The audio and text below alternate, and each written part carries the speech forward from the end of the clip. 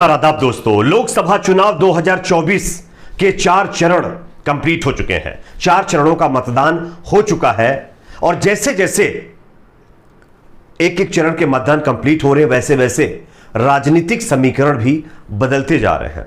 इसी बीच दोस्तों, लोकसभा चुनाव 2024 का एक और नया समीकरण सामने आया है जिसमें बीजेपी को इस बार के चुनाव में नुकसान होने की संभावना है। बीजेपी को कितनी सीटें या इंडिया गठबंधन को कितनी सीटें मिलेंगी, किन किन राज्यों में बीजेपी की सीटें कम होंगी, किन किन राज्यों में इंडिया गठबंधन की सीटें ज्यादा होंगी, इसकी जानकारी इस वीडियो के जरिए से हम आपको देने वाले हैं। हालांकि ये जो आंकड़े हम आपको बताएंगे ये कोई एग्जैक्ट आंकड़े नहीं है, शायद रिजल्ट बदल भी सकता है, लेकिन जो राजनीतिक विशेषज्ञ, जो सर्वे करने वाली कंपनियां, जो बड़े बड़े भविष्यवाणी करने वाले लोग हैं, उनके द्वारा इस बार का समीकरण क्या बन रहा है इसकी जानकारी हम आपको देने जा रहे हैं। उससे पहले आपसे एक छोटी सी रिक्वेस्ट करेंगे दोस्तों, आपका अपना ओपिनियन क्या कहता है, इस बार लोकसभा चुनाव 2024 में किस पार्टी, किस दल का पलड़ा भारी है, इंडिया गठबंधन या फिर बीजेपी एनडीए?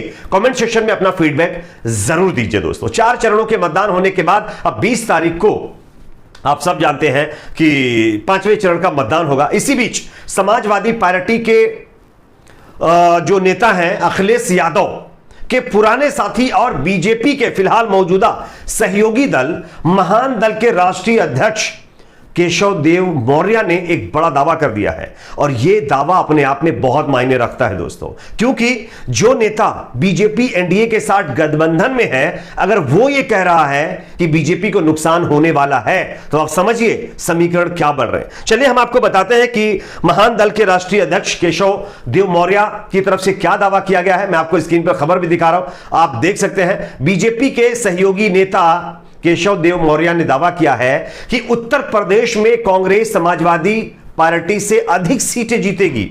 महान दल के राष्ट्रीय अध्यक्ष केशव देव मौर्य ने एक्स पर पोस्ट पर लिखा, मैं आपको दिखा भी रहा हूं, इस बार उत्तर प्रदेश में गजब होने जा रहा है। कांग्रेस अधिक सीटें जीतेगी और समाजवादी पार्टी कांग्रेस से कम सीटें जीतेगी। वही हाल ही में केशव देव मौर्य ने सपा से समर्थन वापस लिया था, इसके कुछ दिन बाद ही उन्होंने बिना शर्त एनडीए का समर्थन कर दिया था और यहां तक कि भी इन्होंने यह भी कहा है कि अगर बीजेपी एनडीए की बात करें तो 80 टोटल लोकसभा सीटें यूपी के अंदर हैं, आप सब जानते हैं। अब इसमें से सपा कांग्रेस गठबंधन को 17 से ज्यादा सीटें मिल सकती हैं, ऐसा भी दावा किया जा रहा है। वहीं साथ ही साथ अगर बात करें बीजेपी की तो जो बची हुई सीटें हैं मतलब 50 से 60 वो बीजेपी के खाते में जाने की संभावना है। यानी कि इस बार उत्तर प्रदेश के अंदर टोटल 80 लोकसभा सीटों में से 17 सीटें यानी 15 सीटें बीजेपी की कम हो सकती हैं। यह अपने आप में चौंकाने वाला प्रेडिक्शन सामने आया। हालांकि यह प्रेडिक्शन एनडीए के साथ जो नेता हैं उनकी तरफ से नहीं दिया गया है, तमाम लोग जो राजनीतिक विशेषज्ञ हैं उनका मानना है। अब हम आपको बताते हैं कि अलग अलग राज्यों में फिलहाल किस पार्टी का पलड़ा भारी है और कहां पर कौन से राज्य में कौन सी सीट पर बीजेपी एनडीए कितनी सीटों पर बाजी मार सकती है। देखिए, आप सब जानते होंगे कि इस बार जो चुनाव होने वाला है वो बहुत कठिन है बीजेपी के लिए, खास तौर पर क्योंकि बीजेपी को जो समर्थन पिछली बार के चुनाव में मिला था वो इस बार मिलता हुआ नहीं दिखाई दे रहा है।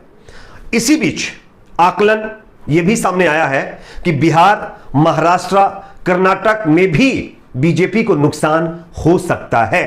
एनडीए को इन राज्यों के अंदर 30 से ज्यादा सीटों का नुकसान हो सकता है, जिसमें बीजेपी, मात्र बीजेपी की बात कर रहा हूं, उसको 15 से ज्यादा सीटों का होगा और उसके साथ जो उसके घटक दल हैं उनको 15 सीटों का नुकसान होगा। हालांकि कांग्रेस की तरफ से भी आकलन किया गया है और इस आकलन के मुताबिक अगर सिर्फ बिहार की बात करें तो बिहार के अंदर बीजेपी एनडीए की 16 सीटें कम हो सकती हैं। साथ ही साथ अगर बात करें कर्नाटक के अंदर तो कर्नाटक में 15 सीटें बीजेपी एनडीए की कम हो सकती हैं और महाराष्ट्र में 24 सीटों का नुकसान बीजेपी एनडीए को उठाना पड़ सकता है।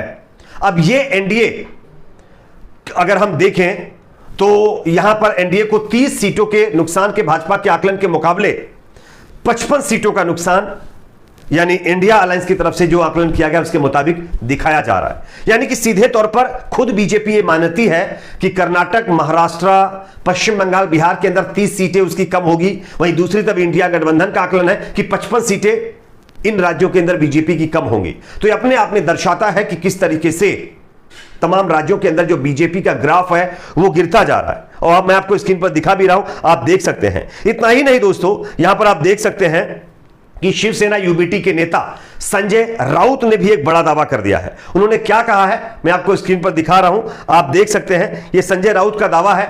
उन्होंने साफ तौर पर कहा है कि इस बार 4 जून को बीजेपी की सरकार सत्ता से बाहर हो रही है।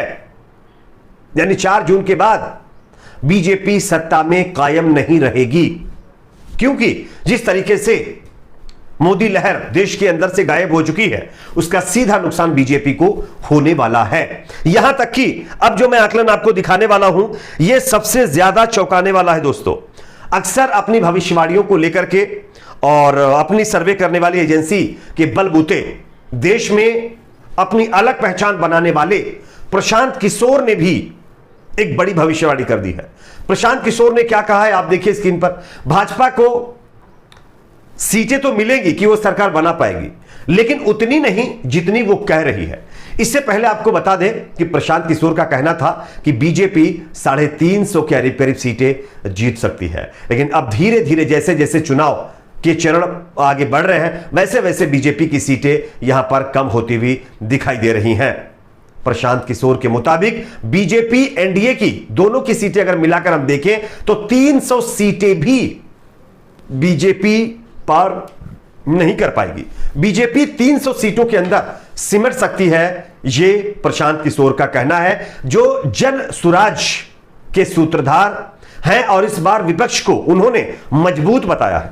हालांकि उन्होंने जीत का दावेदार बीजेपी की अगुवाई वाली एनडीए को जरूर बताया है, लेकिन उन्होंने यह भी कहा है कि इस बार बीजेपी का वो सपना पूरा नहीं हो पाएगा जो पिछली बार चुनाव में पूरा हुआ था। भारतीय जनता पार्टी को बंगाल, उड़ीसा, तेलंगाना, तमिलनाडु, आंध्र प्रदेश जैसे राज्यों में जो है थोड़ा बहुत फायदा इनकी तरफ से दिखाया गया है, जबकि दूसरी जो सर्वे करने वाली कंपनियां वो बता रही हैं कि यहां पर बीजेपी को नुकसान होगा। हालांकि प्रशांत किशोर की भविष्यवाणी अक्सर सही साबित होती है, तो शायद बंगाल, उड़ीसा, तेलंगाना, तमिलनाडु, आंध्रा में बीजेपी को फायदा हो जाए, लेकिन बीजेपी को नुकसान कर्नाटक, राजस्थान, हरियाणा, पंजाब, उत्तर प्रदेश, बिहार, मध्य प्रदेश जैसे राज्यों के अंदर जो है तमाम सीटें खो करके जो है एक तरीके से नुकसान उठाना पड़ सकता है। अब देखना यह होगा कि एग्जैक्ट सीटें कितनी कम होंगी।